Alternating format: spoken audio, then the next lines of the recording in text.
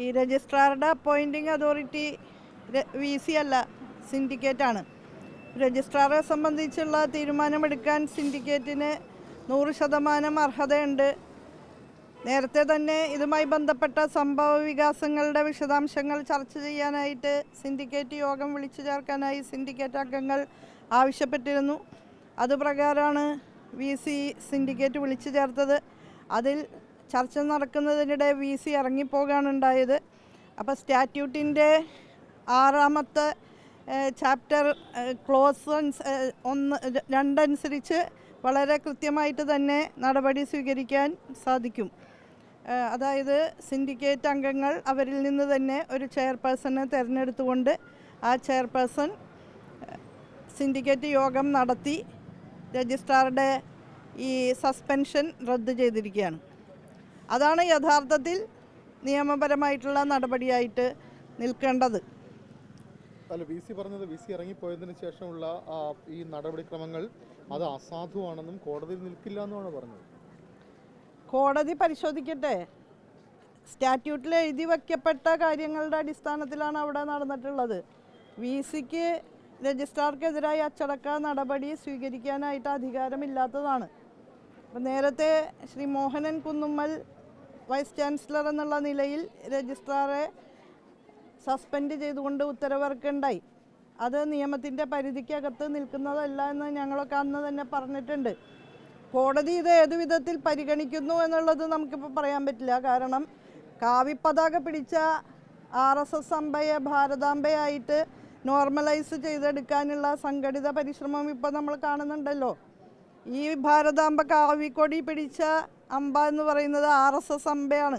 അത് ഭാരതാംബ എന്ന നിലയിൽ സ്വതന്ത്ര ഭാരതത്തിൽ അംഗീകരിക്കുന്ന എന്തെങ്കിലും ഉണ്ടെങ്കിൽ അത് ത്രിവർണ പതാക ഏന്തിയ ഭാരതമാതാവാണ്. സർവാഭരണ വിഭൂഷിതയായിട്ട് പട്ടുസാരി ചുറ്റി കാവിപ്പതാകയും പിടിച്ച് സിംഹത്തിൻ്റെ പുറത്തിരിക്കുന്ന ഒരു ഭാരതാംബ നമ്മുടെ പൊതുബോധത്തിലില്ല.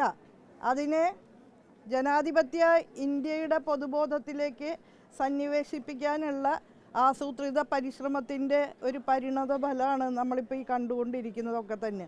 വല്ല കാര്യമുണ്ടോ? നമ്മുടെ നാട്ടിൽ പ്രത്യേകിച്ച് സർവകലാശാലയ്ക്കകത്ത് ഈ രീതിയിലുള്ള സംഘർഷാത്മക അന്തരീക്ഷം ബോധപൂർവം ഉണ്ടാക്കിക്കൊണ്ടുവരാണ്. വളരെ വേദനയുണ്ട്. കാരണം വളരെ ശ്രമപ്പെട്ടാണ് നമ്മുടെ സർവകലാശാലകളുടെയും കലാലയങ്ങളുടെയും ഗുണനിലവാരം ഉയർത്തുന്നതിനു വേണ്ടി സർവകലാശാല കമ്മ്യൂണിറ്റി ഒറ്റക്കെട്ടായിട്ട് പരിശ്രമിച്ചുകൊണ്ടിരിക്കുന്നത്. ആ സന്ദർഭത്തിൽ അനാവശ്യ വിവാദങ്ങൾക്ക് തിരികൊളുത്താണ് ഉണ്ടായിട്ടുള്ളത്. വീണ്ടും വീണ്ടും അത് വ്യാപിപ്പിക്കാനുള്ള പരിശ്രമം നടത്തുകയാണ്. ഇത് ചാൻസലർ എന്ന നിലയ്ക്കൊക്കെ കൂടുതൽ ശ്രദ്ധാപൂർവം ഉത്തരവാദിത്വപൂർവം നമ്മുടെ ക്യാമ്പസ് കമ്മ്യൂണിറ്റിയോട് ചേർന്ന് നിൽക്കണം എന്നാണ് എനിക്ക് അഭ്യർത്ഥിക്കാനുള്ളത്. വാസ്തവത്തിൽ VC പറയുന്ന 2 കാര്യങ്ങളാണ്. ഒന്ന്, ഹൈക്കോടതിയുടെ പരിഗണനയിൽ കേസ് നിൽക്കുന്നു.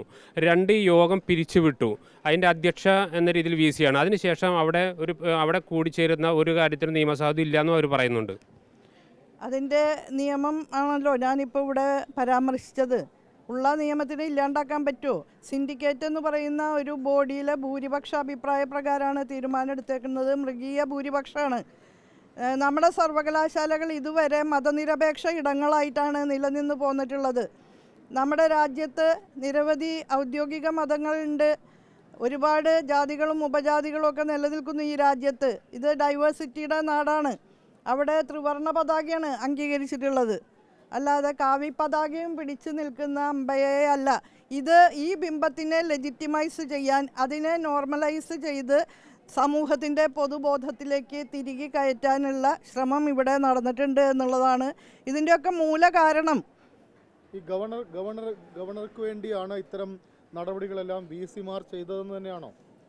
കേന്ദ്ര ഗവൺമെൻറ്റും അതിനെ പിന്തുണയ്ക്കുന്ന RSS BJP സംഘപരിവാര ശക്തികളും അവരുടെ ആശയമണ്ഡലം ഇന്ത്യയൊട്ടാകെ കെട്ടിപ്പടുക്കുന്നതിനുള്ള പരിശ്രമത്തിലാണ്. ആ ആശയമണ്ഡലം പ്രിപ്പയർ ചെയ്ത് അതിലൂടെ രാഷ്ട്രീയ അധികാരത്തിൽ കടിച്ചു തൂങ്ങി നിൽക്കുന്നതിന് വേണ്ടി ബൗദ്ധിക കേന്ദ്രങ്ങളിലൊക്കെ ഇടപെട്ടുകൊണ്ടിരിക്കുകയാണ്. അതിൻ്റെ ആവിഷ്കാരമാണ് നമ്മൾ ഈ കണ്ടുകൊണ്ടിരിക്കുന്നത്. കേന്ദ്ര ഗവൺമെൻറ്റിൻ്റെ ചട്ടുകങ്ങളായിട്ട് ഗവർണർമാർ പ്രവർത്തിക്കുന്നു. ചാൻസലർ എന്നുള്ള നിലയിൽ അവർ പ്രവർത്തിക്കുമ്പോൾ വൈസ് ചാൻസലർമാരെ അവരുടെ ചട്ടുകങ്ങളാക്കിക്കൊണ്ടിരിക്കുന്നു. അതാണ് നമ്മൾ കാണുന്നത്. ഇത്തരം ഏറ്റുമുട്ടലുകൾ യൂണിവേഴ്സിറ്റിയെ വളരെ മോശം അന്തരീക്ഷത്തിലേക്ക് എത്തിക്കില്ലേ ഇപ്പോഴത്തെ ഈ സ്ഥിതി? യൂണിവേഴ്സിറ്റിയിൽ പ്രശ്നങ്ങൾ ഉണ്ടാകുന്നുണ്ട്. അങ്ങനെ ഉണ്ടാകരുത് എന്നാണ് അതിശക്തമായിട്ട് പ്രോ ചാൻസലർ എന്നുള്ള നിലയ്ക്ക് എനിക്ക് പറയാനുള്ളത്. കുട്ടികൾക്ക് സമാധാന അന്തരീക്ഷം വേണം, അവർക്ക് പഠിക്കണം.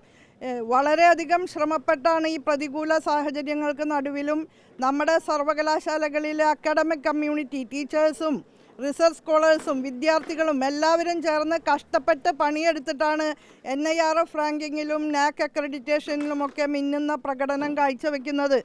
അതുപോലെ അന്തർദേശീയ റാങ്കിംഗ് പ്രക്രിയയിൽ അന്തസ്സുറ്റ നിലയിലാണ് നമ്മുടെ സർവകലാശാലകൾ ഇടം പിടിക്കുന്നത്. ഇതൊക്കെ ഈ സർക്കാരിൻ്റെ കാലത്ത് ഉന്നത വിദ്യാഭ്യാസ മേഖലയിൽ ഉണ്ടാക്കിയിട്ടുള്ള നേട്ടങ്ങളാണ്. ആ നേട്ടങ്ങളെ തമസ്കരിക്കാനും അതിനെ ഇല്ലാതാക്കി കാണിക്കാനുമൊക്കെയുള്ള പരിശ്രമം, സംഘടിതമായിട്ടുള്ള ഗൂഢാലോചന ഇവിടെ നടക്കുന്നുണ്ട് എന്നുള്ളതാണ്.